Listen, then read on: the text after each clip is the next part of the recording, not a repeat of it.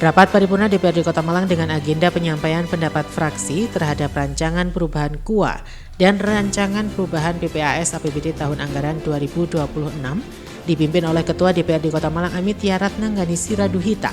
Rapat tersebut juga diikuti oleh pimpinan dan anggota DPRD, Wali Kota Malang Dr. Insinyur Wahyu Hidayat MM, Kepala OPD serta Direktur Perusahaan Umum Daerah Kota Malang.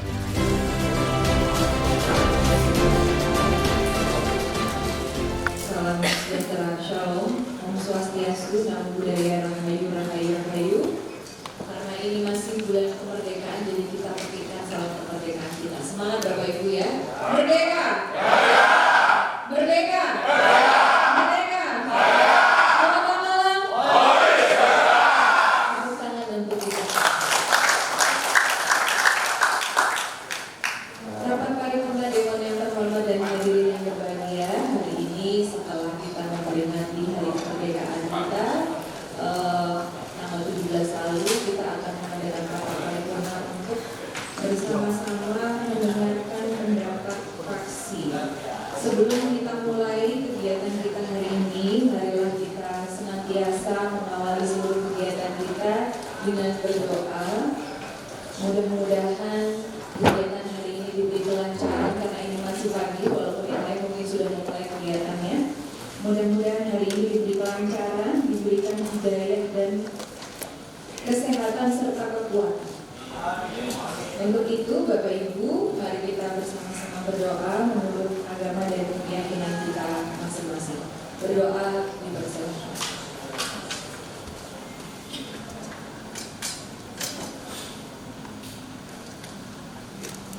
Berdoa selesai. Bapak Ibu yang terhormat, hari ini kita rapat bersama dengan dihadiri 26 orang anggota DPRD dan 1 orang izin, sehingga kita bisa putuskan bahwa rapat ini quorum untuk ditanggapi. Diawali dengan ucapan Bismillahirrahmanirrahim. Rapat paripurna Dewan Perwakilan Rakyat Daerah Kota Malang dengan agenda penyampaian pendapat fraksi terhadap rancangan perubahan KUA dan rancangan perubahan PPAS APBD tahun anggaran 2026 pada hari ini Selasa, tanggal 18 Agustus tahun 2026 tepat pukul 10:39 waktu Indonesia Barat. Secara resmi saya nyatakan dibuka dan terbuka untuk umum. Yang saya hormati Saudara Wali Kota Malang Bapak Dr. Insinyur Wahyu Hidayat MM, yang saya hormati Saudara pimpinan dan anggota DPRD Kota Malang, yang saya hormati Saudara Forkopimda Kota Malang, yang saya hormati Saudara Penjabat Sekretaris Daerah Kota Malang, yang saya hormati staf ahli, asisten, kepala perangkat daerah, dan direktur perusahaan daerah di lingkungan pemerintah Kota Malang, yang saya hormati Saudara pimpinan partai politik Kota Malang, serta rekan-rekan media dan hadirin yang berbahagia. Saat ini sampailah kita pada waktu untuk mendengarkan juru bicara dari masing-masing fraksi. Kita awali dengan fraksi Partai Kesejahteraan Sosial. Nggak ada ya? Oh, saya kira Bapak Ibu tidur ya. Oke. Fraksi Partai Keadilan Sejahtera kepada Saudara Haji Rohmat Esos disilakan. Pimpinan rapat kemudian memberikan waktu kepada 7 fraksi di DPRD Kota Malang untuk menyampaikan pendapat terhadap rancangan perubahan KUA dan rancangan perubahan PPAS APBD tahun anggaran 2026.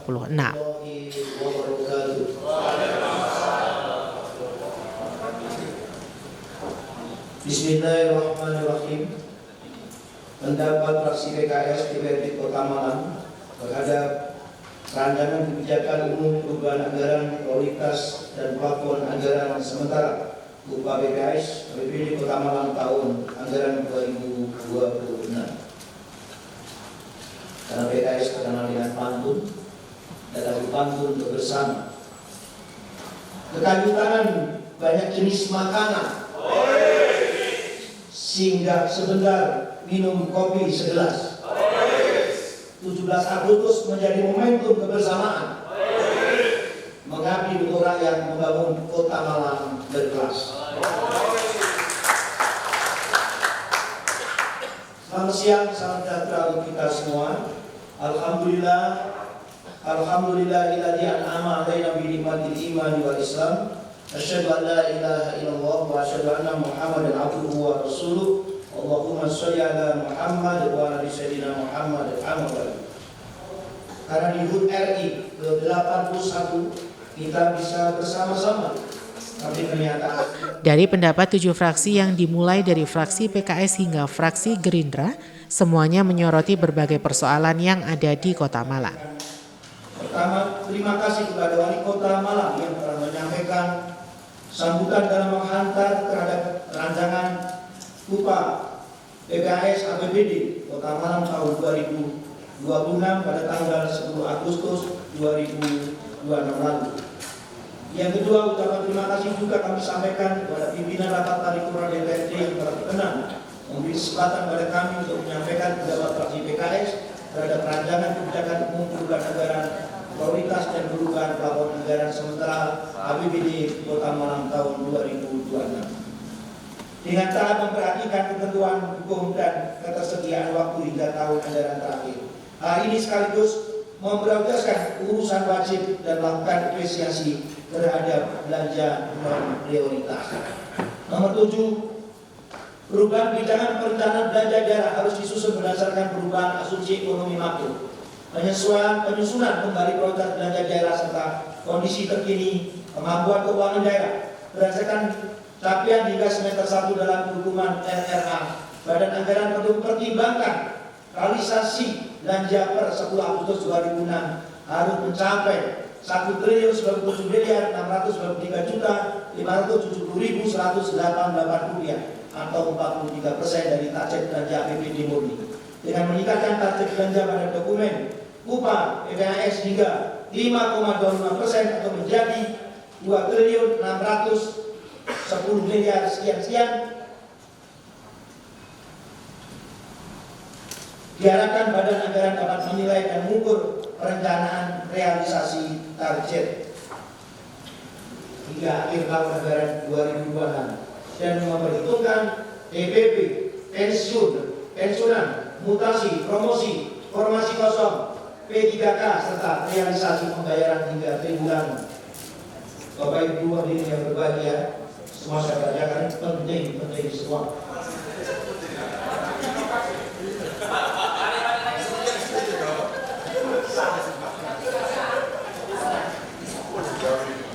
Berikutnya kami persilahkan kepada fraksi Partai Koncote Banteng.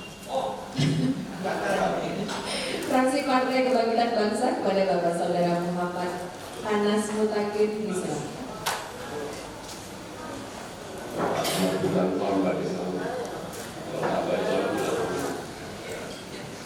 Pertama, satu, target PAD Kota Malang tahun 2026 diproyeksikan naik sebesar 26 miliar menjadi 1,062 triliun dengan fokus optimalisasi pajak, retribusi, dan pemanfaatan aset daerah sebagai respon terhadap penurunan PKB untuk mempercepat kemandirian fiskal.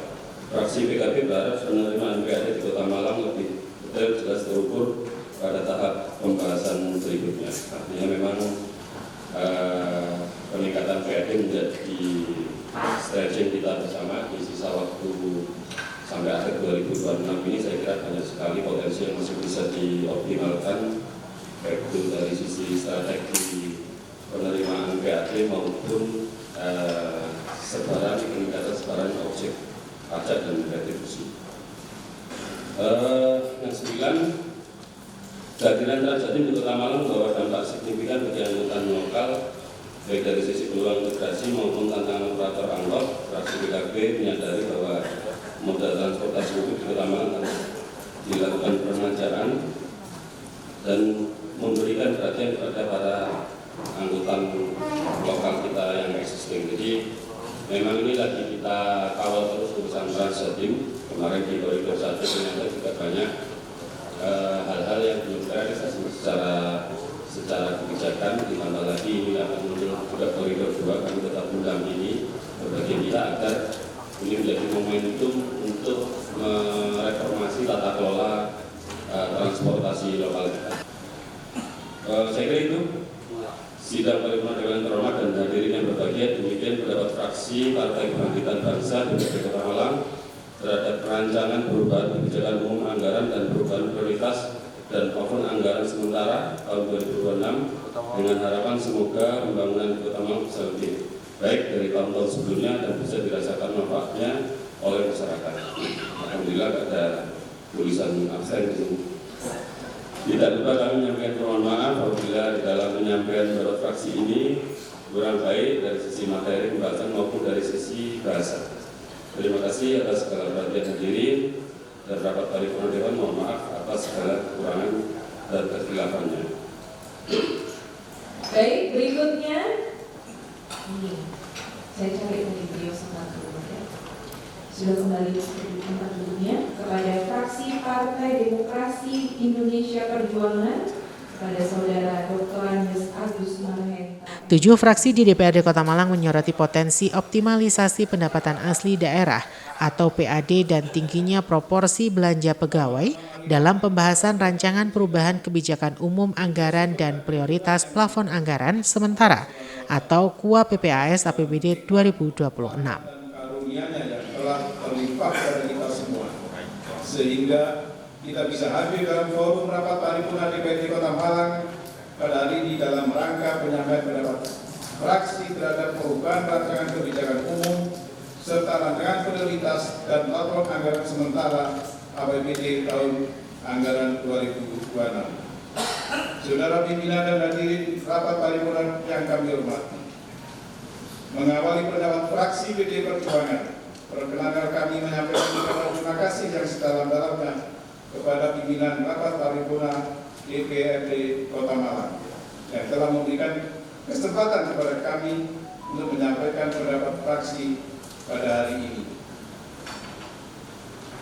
Fraksi PD Perjuangan terus mendorong dan menekankan perubahan APBD 2026 harus menjadi momentum transformasi Kota Malang dari tanggap bencana menuju kota tangguh. BPBD Kota Malang tidak boleh bekerja sendiri atau sekedar bertindak saat krisis, melainkan wajib hadir sebagai orkestrator utama kesiapsiagaan daerah. Pentingnya pengalokasian anggaran daerah tidak boleh hanya berpijak pada kondisi normal. Bencana seperti kebakaran, banjir, longsor, dan pohon tumbang membutuhkan langkah mitigasi proaktif yang didukung penuh oleh perubahan APBD tahun anggaran 2026. Oleh sebab itu, pemerintah Kota Malang dan BPBD perlu memprioritaskan beberapa langkah strategis sebagai berikut. A. Pencegahan kebakaran komprehensif.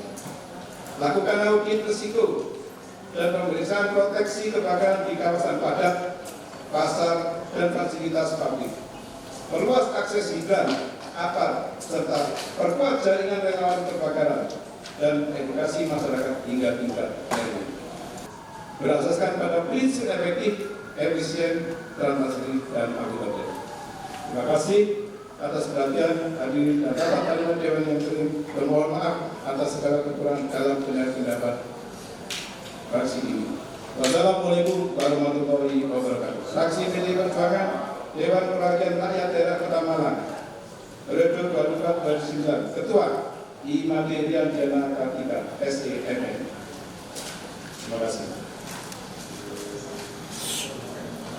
Terima kasih Pak Agus. Berikutnya kepada fraksi Nasdem PSI kepada Saudara Doni Victorius SESHM. Yang terhormat pimpinan rapat paripurna PJ Sekretaris Daerah Kota Malang, yang kami hormati staf fraksi TPS pada hari ini. Pertama-tama kami mengucapkan terima kasih yang sebesar-besarnya kepada pimpinan DPRD Kota Malang karena telah diberikan kesempatan menyampaikan pendapat dalam rangka memberikan saran, masukan serta berbagai catatan kritis terhadap rancangan perubahan KUA dan PPAS APBD Kota Malang tahun anggaran 2026. Rapat paripurna yang terhormat dan hadirin yang berbahagia, izinkanlah kami menyampaikan pendapat beserta catatan strategis, saran dan masukan sebagai berikut. Saya akan mulai dari poin yang ketiga. Fraksi Nasdem PSI DPRD Kota Malang memandang kesiapan eksekusi pada semester 2 harus benar-benar disiapkan dengan baik. Hal ini didasarkan pada data yang menunjukkan kinerja program dalam dokumen PRKPD hanya 26,37% dan realisasi anggaran hanya 18,58%, yang mana keduanya bisa dikategorikan sangat rendah. Fraksi Nasdem PSI DPRD Kota Malang mencermati permasalahan mendasar yang selama ini menghambat adalah minimnya sense of belonging dan sense of problem solver sesama organisasi perangkat daerah yang akhirnya membuat sekat antar OPD dalam melakukan koordinasi dan kolaborasi dalam menyelesaikan permasalahan di Kota Malang.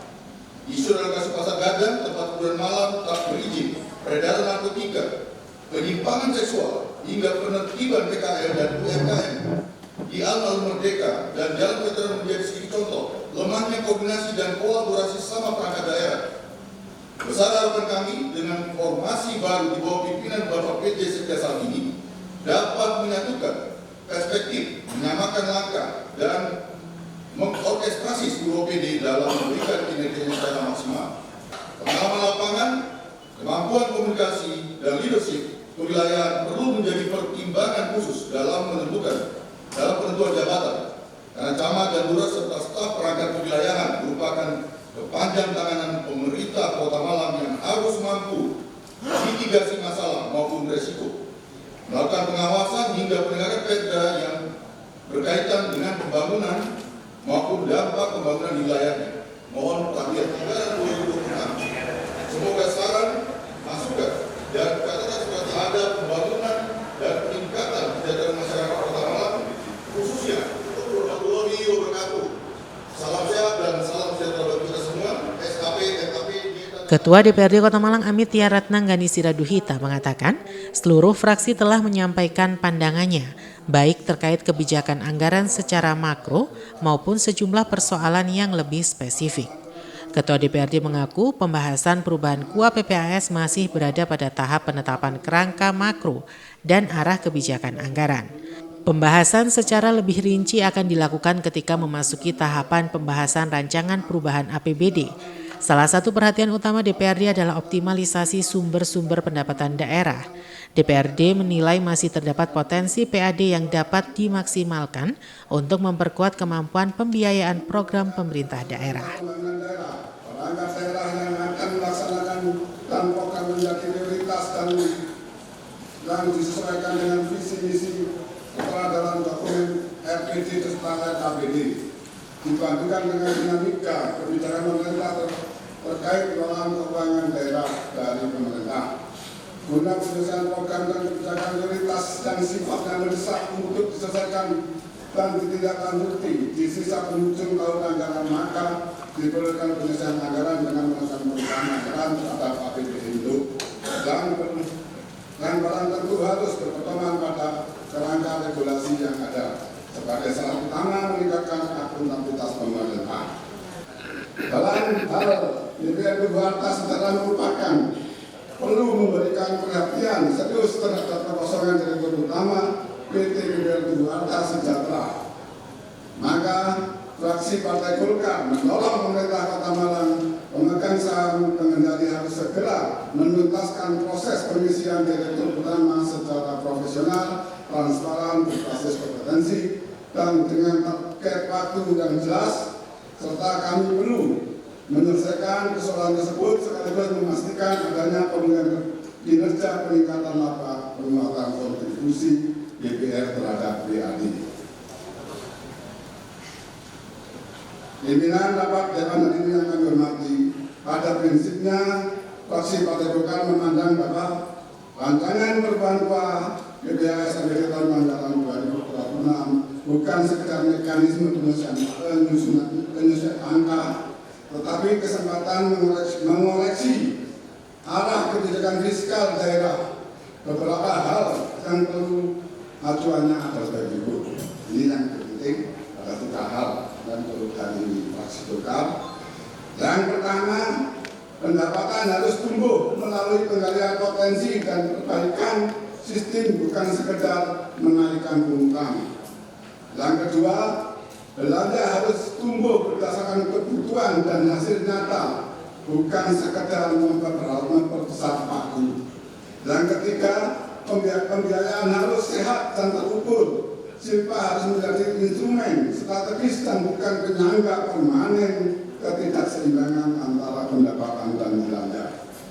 Dengan semangat kebersamaan untuk membangun kota, mari kita jadikan perubahan KUA PPAS tahun anggaran 2026 sebagai momentum pergeseran APBD berbasis penyerapan menuju APBD berbasis kinerja dan bermanfaat, sehingga setiap rupiah uang rakyat benar-benar dapat dipertanggungjawabkan manfaatnya kepada masyarakat Kota Malang.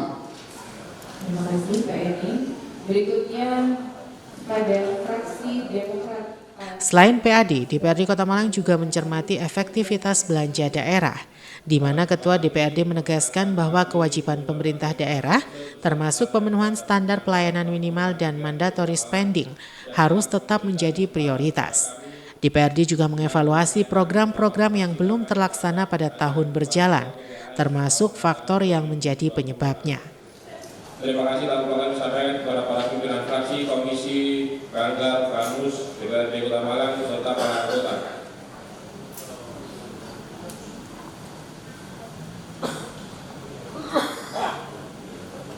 Pendapat fraksi kami DPRD Kota Malang adalah sebagai berikut.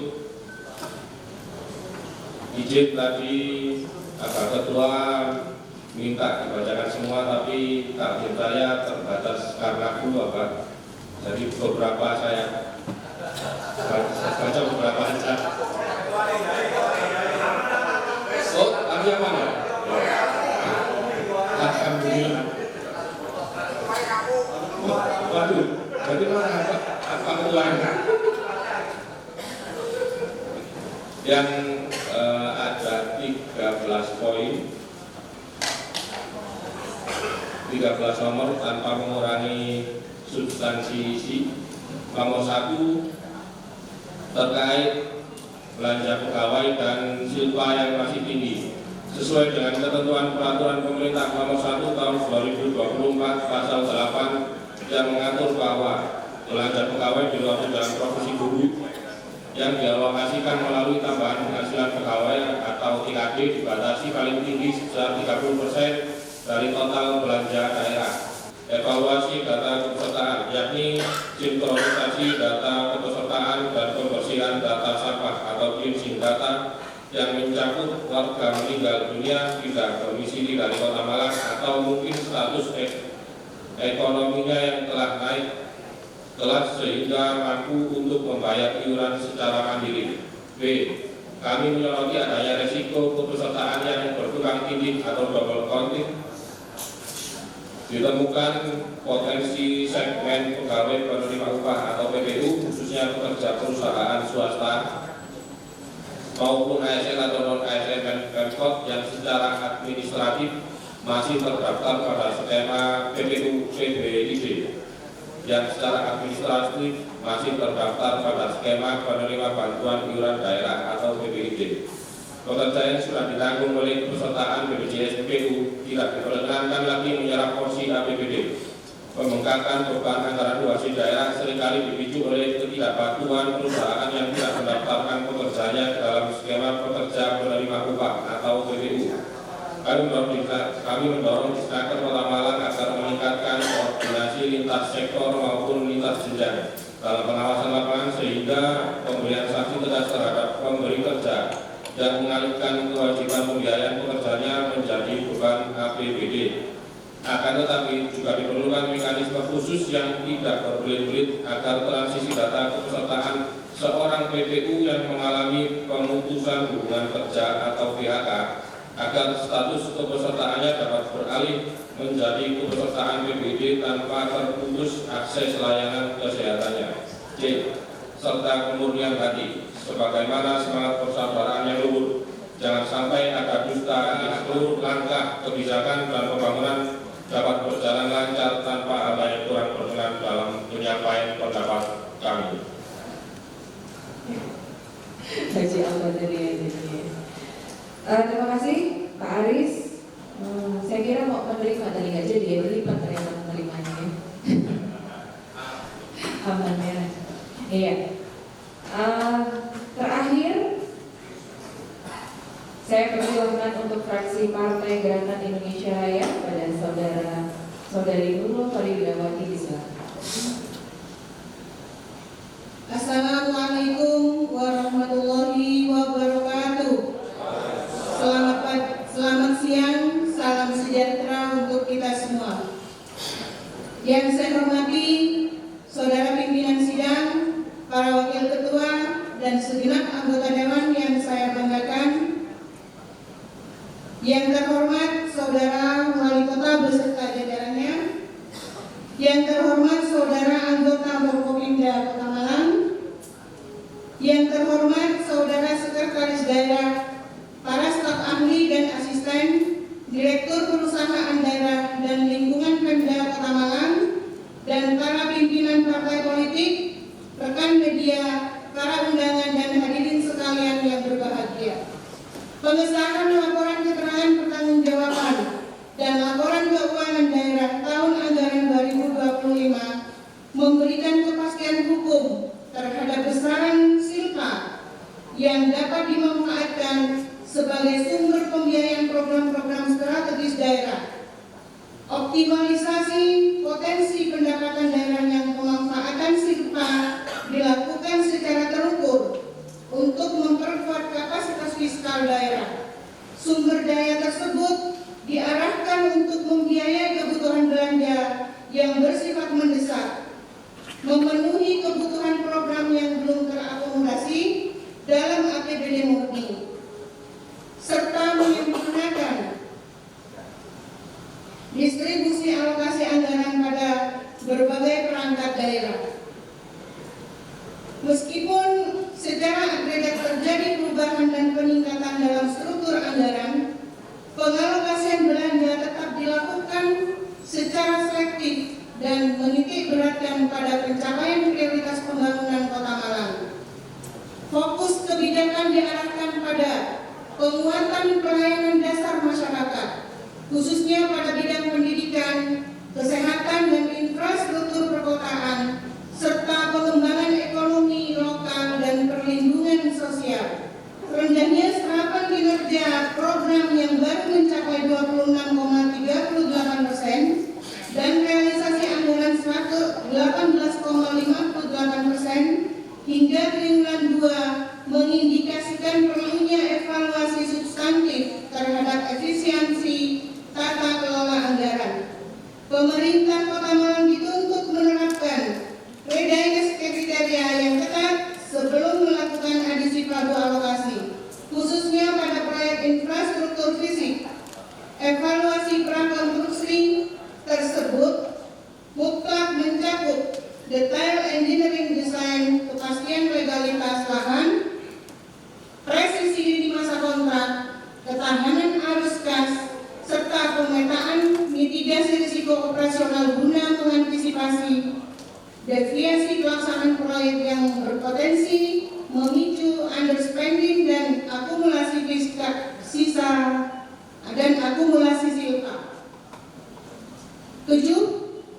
Dominasi belanja operasi mencapai 91,92% dari total belanja dibandingkan belanja modal yang hanya sebesar 6,07%, sehingga pemerintah Kota Malang harus membuktikan secara. Sementara Wali Kota Malang Dr. Insinyur Wahyu Hidayat MM mengaku terdapat penurunan PAD jika dibandingkan dengan realisasi tahun 2025.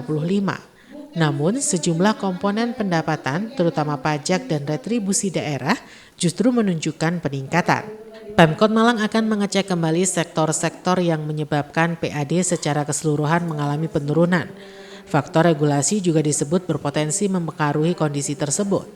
Sedangkan tingginya proporsi belanja pegawai juga menjadi perhatian dalam pembahasan perubahan APBD Kota Malang 2026. DPRD Kota Malang.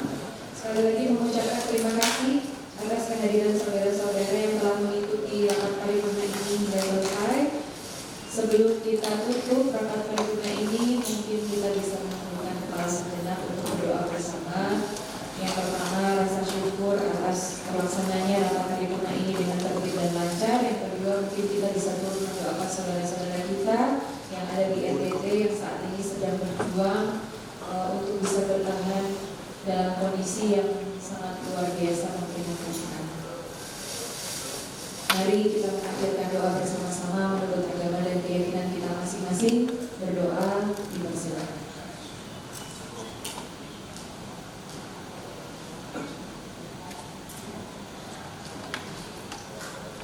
Berdoa selesai, terima kasih. Akhirnya dengan mengucap syukur alhamdulillahirabbil alamin, rapat paripurna Dewan Perwakilan Rakyat Daerah Kota Malang dengan agenda penyampaian pendapat fraksi terhadap rancangan perubahan KUA dan rancangan perubahan PPAS APBD tahun anggaran 2026 pada hari ini Selasa tanggal 18 Agustus tahun 2026 tepat pukul 12:42 waktu Indonesia Barat. Secara resmi saya nyatakan ditutup. Terima kasih atas perhatiannya. Mohon maaf bila ada kesalahan. Allahumma fiqh wa hidayah. Wassalamualaikum warahmatullahi wabarakatuh. Shalom, Om Shanti Shanti Shanti Om Namo Buddhaya. Rahayu Rahayu Rahayu. Kota Malang.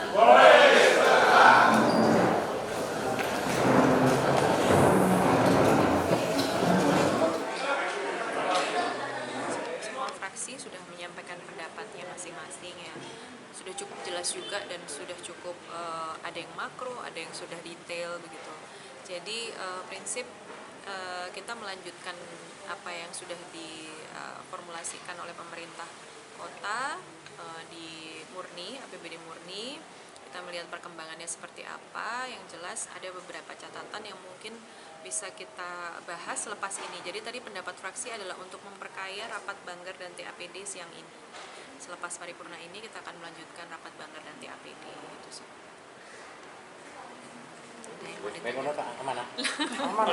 Jadi kemarin kami sudah sampaikan juga ketika awal-awal gitu ya, dan kita cocokkan juga dengan di realisasi tahun lalu. Cuman kan untuk pembahasan secara anggarannya kan masih nanti di rancangan APBD gitu. Yang jelas ini kita tetapkan dulu konsep makronya seperti apa, kebijakan makronya seperti apa. Mungkin kalau ingin lebih terbreakdown itu ya pertama kita bicarakan soal pendapatan.